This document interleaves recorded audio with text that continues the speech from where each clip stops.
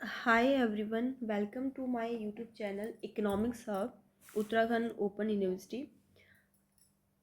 MA Economics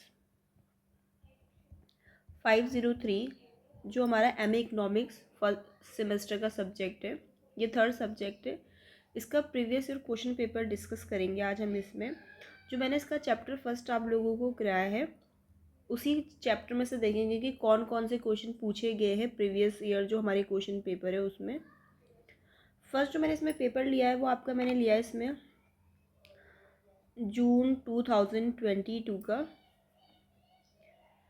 उस समय जो पेपर है वो 80 मार्क्स का आता था, अभी तो खैर जो पेपर है हमारा वो 70 मार्क्स का आता है।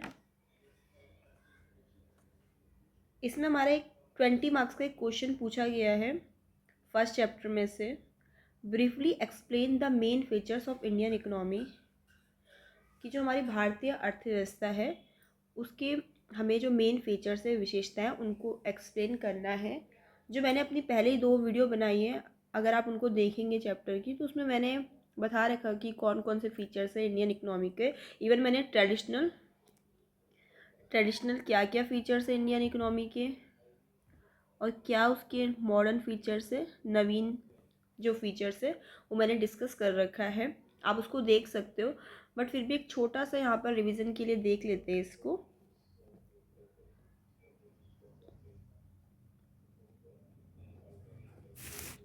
तो ये रहे आपके मेन फीचर्स इंडियन इकोनॉमी के। ज़्यादा डिटेल में अगर आपको समझना है तो आप मेरी प्रीवियस वीडियो देख सकते हैं। तो जो हमारी इंडियन इकोनॉमी है उसके मेन फीचर्स में first one is mixed economy. अलग अलग इकोनॉमिक सिस्टम होता है जो कोई भी कंट्री फॉलो करती है, चाहे वो मार्केट इकोनॉमी को फॉलो कर रहे हो, कहीं मार्केट इकोनॉमी को फॉलो किया जाता है, कहीं पर आपका ट्रेडिशनल इकोनॉमी को फॉलो किया जाता है।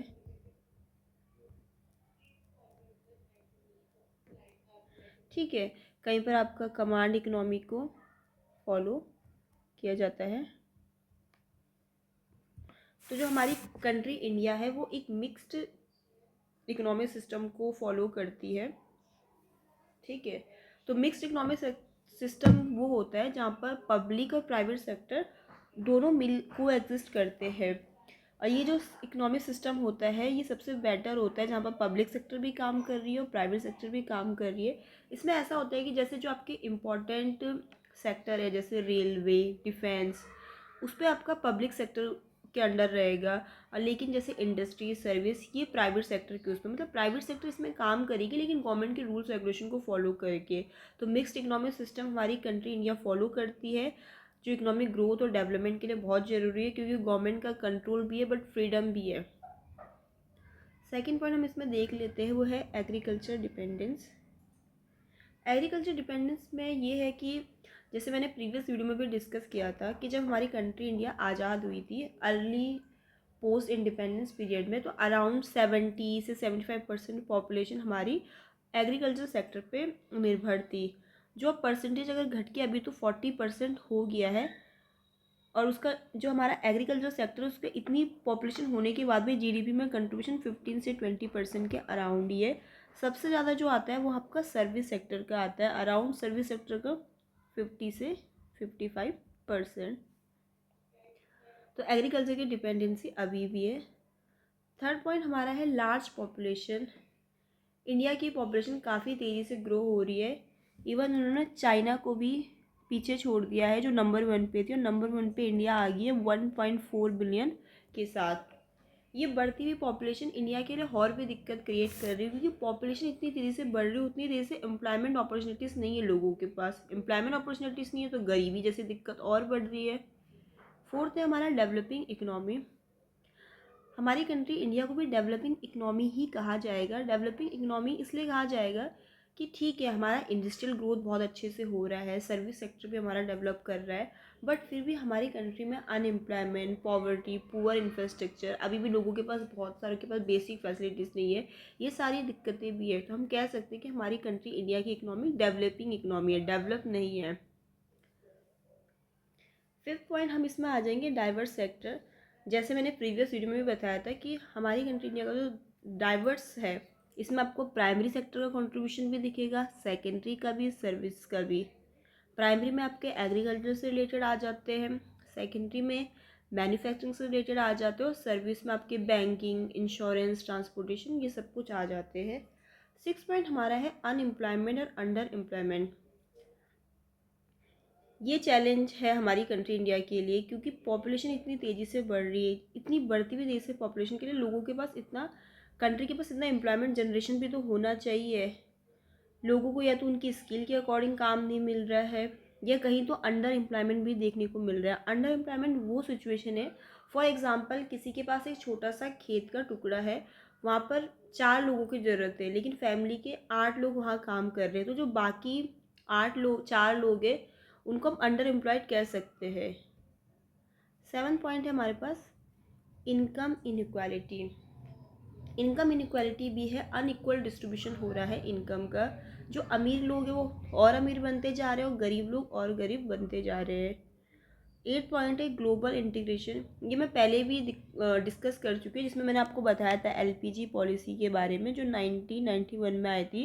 कि जब ये पॉलिसी आई थी, लिबरलाइजेशन, प्राइवेटाइजेशन, ग्लोबलाइजेशन, उससे फ़ायदा ये हुआ था कि जैसे जो पहले मतलब ये था कि बाहर से अगर हम कुछ इंपोर्ट कर रहे हैं या एक्सपोर्ट कर रहे हैं, तो उस पर काफ़ी लाइसेंस वगैरह की काफ़ी रेस्ट्रिक्शन थी।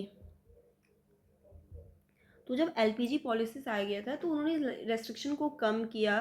तो उससे ये हुआ कि ठीक है, बाहर से जो फॉरेन डायरेक्ट इन्वेस्टमेंट है वो हमारी कंट्री में होने लगा, एक्सपोर्ट इंपोर्ट होने लगा अच्छे से।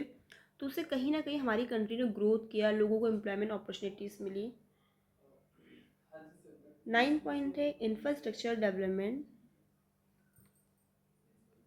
इसमें यही है कि इंफ्रास्ट्रक्चर का डेवलपमेंट, अगर हम कि कितना इंफ्रास्ट्रक्चर में क्या, एक वो टाइम भी था जब हमारे पास काफ़ी पुअर इंफ्रास्ट्रक्चर था, ना रोड थी, ना कम्युनिकेशन, ना ट्रांसपोर्टेशन, लोगों को बेसिक फैसिलिटीज़ भी नहीं मिल पा रही थी।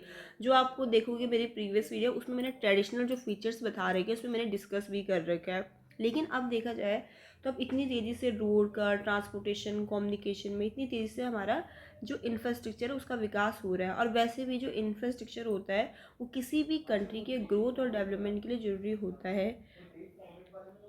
जैसे इसमें हम देख सकते हैं कि गवर्नमेंट की तरफ से भी जो इनिशिएटिव्स लिए गए, जैसे प्रधानमंत्री ग्रामीण सड़क योजना, वंदे भारत एक्सप्रेस, पोर्ट्स वगैरह का डेवलपमेंट, ये सब इंफ्रास्ट्रक्चर डेवलपमेंट ही तो है जो हो रहा है हमारी कंट्री का, और जो जिससे हमारी कंट्री अच्छे से ग्रो कर सके, डेवलप कर सके। जो हमारा लास्ट पॉइंट है इसमें वो है गवर्नमेंट इनिशिएटिव्स। गवर्नमेंट तो हर तरीके से इनिशिएटिव ले रही है अपनी कंट्री के ग्रोथ और डेवलपमेंट के लिए, चाहे वो अनएम्प्लॉयमेंट के चैलेंजेस को ठीक करने के लिए लिया गया हो, गरीबी के लिए, पॉपुलेशन के लिए, हेल्थ केयर के सर्विसेज को सुधारने के लिए। जैसे एम्प्लॉयमेंट, अनएम्प्लॉयमेंट को के लिए भी बहुत सारी स्कीम्स वगैरह आई, गवर्नमेंट की ओर से बहुत सारे इनिशिएटिव्स लिए गए। उन्हीं में से एक था Mahatma Gandhi national rural employment guarantee act, जिसमें ये था कि साल में 100 दिन का रोज़गार प्रोवाइड किया जाएगा सरकार की तरफ से किसी पर्सन को, फैमिली मेम्बर को। प्रधानमंत्री कौशल विकास योजना, इसमें ये था कि स्किल्ड बनाया जाए लोगों को ताकि उनको जॉब मिल सके। आयुष्मान भारत, तो ये सब कुछ गवर्नमेंट की तरफ से इनिशिएटिव्स लिए गए। तो गवर्नमेंट के द्वारा ये सब इनिशिएटिव्स लिए गए ताकि हमारी इकोनॉमी अच्छे से ग्रो हो सके, डेवलप हो सके। Mahatma Gandhi national rural employment guarantee जो आपका एक्ट था, इसमें Mahatma Gandhi national rural employment guarantee act था। ये एक लार्जेस्ट सोशल वेलफेयर प्रोग्राम था जिसका एम यही था कि एक गारंटेड वेज एम्प्लॉयमेंट दे दिया जा सके रूरल हाउस होल्ड को। ये आपका 2005 में आया था। इसमें यह था कि 100 डेज का वेज एम्प्लॉयमेंट पर ईयर दिया जाए रूरल हाउस होल्ड को जो अनस्किल्ड मैनुअल वर्क करना चाहते हो। उसी तरीके से आपका प्रधानमंत्री कौशल विकास योजना भी इसीलिए आई थी कि लोगों को स्किल्ड बनाया जा सके, क्योंकि अनस्किल्ड लोगों को जॉब नहीं मिलती। आयुष्मान भारत हेल्थ केयर के लिए आया। Thank you. होप करती हूँ आपको वीडियो पसंद आए।